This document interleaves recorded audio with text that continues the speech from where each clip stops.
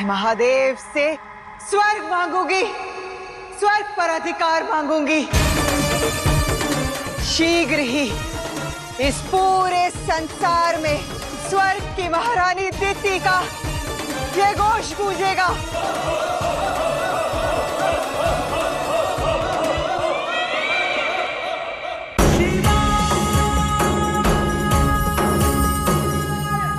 पर जिस आत्मलिंग का भार स्वयं रावण जैसा महायोद्धा इतनी कठिनाई से उठा पाया, उसे एक नन्हे से बालक ने इतनी देर तक कैसे उठा के रखा?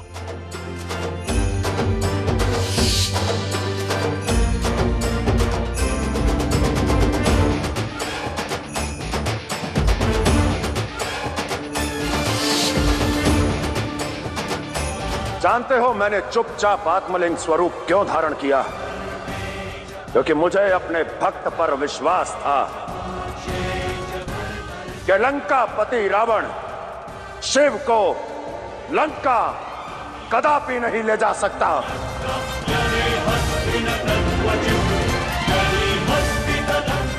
और रावण, अब प्रश्न केवल तुम्हारा और मेरा नहीं, शिव और शक्ति की नियति और नारायण के उद्देश्य का है।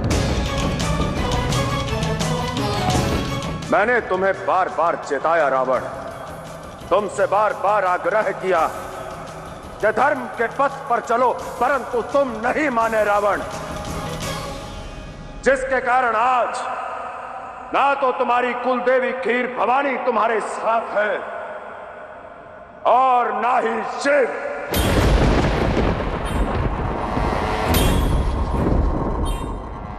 अब प्रश्न ये उठता है रावण कि रावण को शिव से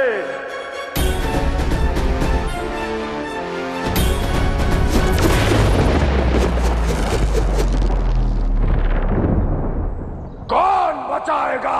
कौन बचाएगा? कौन बचाएगा? मृत्यो न भर्ता, न जाया न विद्या न मृत्युर्ममैव गतिस्त्वं त्वमेका भवानी।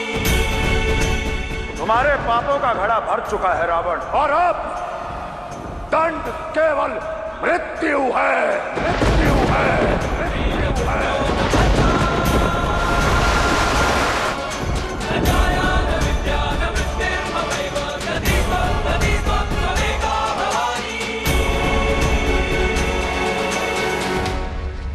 तो दीजिए मुझे मृत्यु, आपसे दूर रहने से कहीं बेहतर है मृत्यु दंड।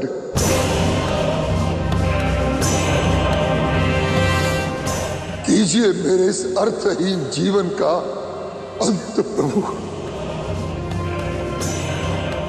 दीजिए मुझे मृत्यु।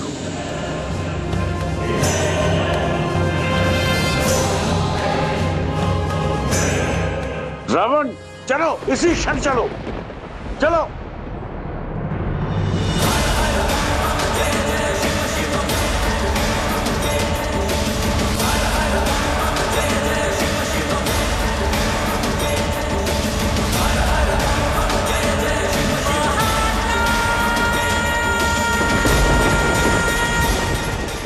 रावण, रावण, रावण।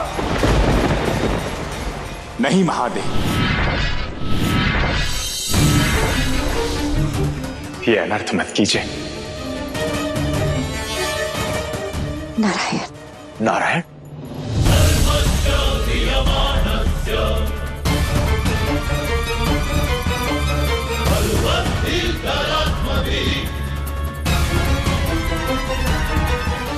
चलो रावण चलो, इसी क्षण चलो, चलो, चलो। यति के निर्धारक अपने ही बनाए नियम को तोड़ रहे हैं। नहीं आराध्य, अपने क्रोधित मन को शांत कीजिए और भविष्य के गर्भ में झांकिए।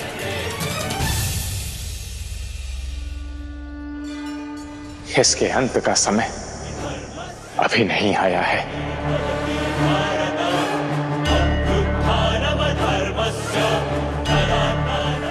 सदा देवों के साथ रहने वाले नारायण का स्वर आज बदल कैसे गया? असुरों का संहार करने वाले रावण को बचाने क्यों गए हैं? भला नियति ने ऐसा क्या निर्धारित किया है? नहीं नहीं सनत कुमार, हमें क्षमा करें। हमें ज्ञात नहीं था कि आप ब्रह्मदेव के पुत्र हैं। हमें क्षमा कर दीजिए। क्षमा करें सनत कुमार, हमने आप लोगों को बालक समझकर आपका उपहास उड़ाया। हमारी इस उद्दंडता के लिए दंड स्वरूप आप हमारे प्राण ले लीजिए, किंतु हमें हमारे प्रभु से पृथक मत कीजिए।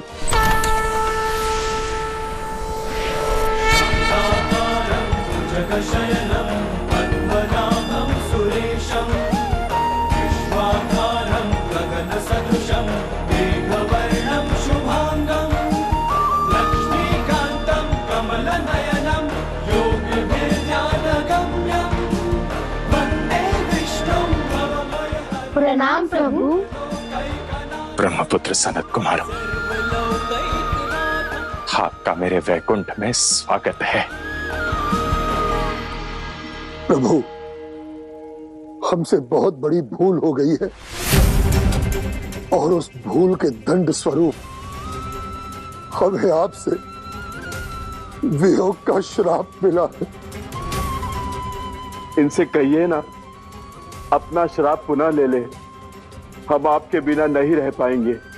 धर्म निभाने के लिए इतना घोर दंड क्या उचित है प्रभु? धर्म निभाते निभाते तुम दोनों अधर्मी हो गए।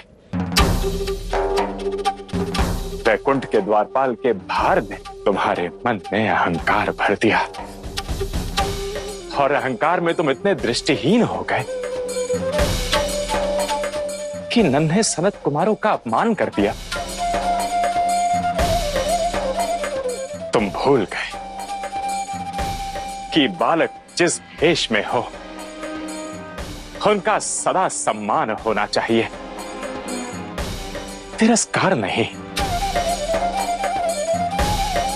तुमने मेरे भक्तों के मार्ग में अवरोध उत्पन्न किया, उन्हें मुझसे मिलने से रोका।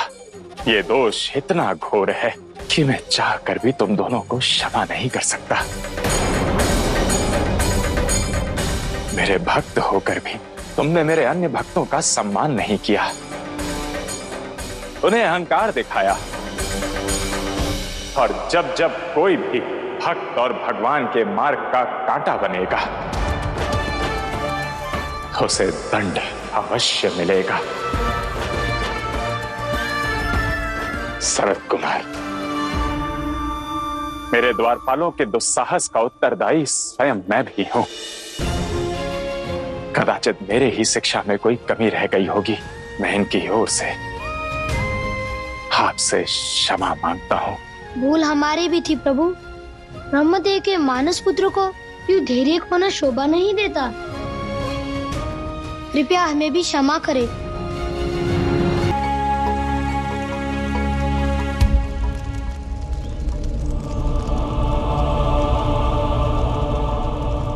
उठ जाइए आप सब।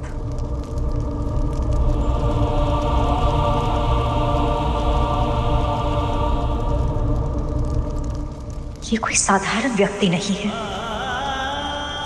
ना कोई असाधारण देवता है।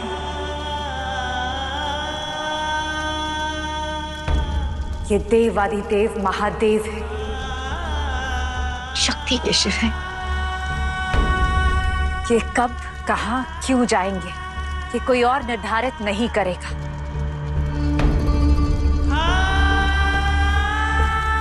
महादेव कैलाश रहे या संसार त्याग दे, ये केवल और केवल महादेव का निर्णय है, महादेव की इच्छा है। हट जाइए उनके मार्ग से।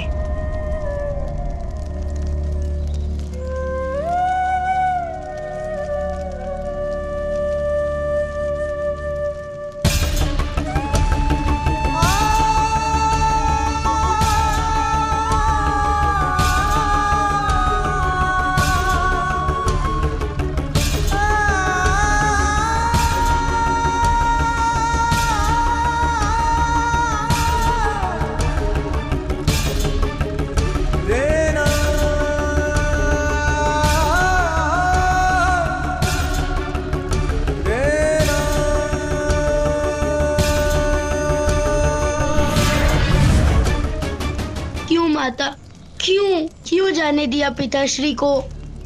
गणेश, एक वचन तुमने मुझे दिया था कि तुम शिव को लेकर आओगे। आज एक वचन मैं तुम्हें देती हूँ। मैं महादेव को पुनः अवश्य लेकर आऊंगी।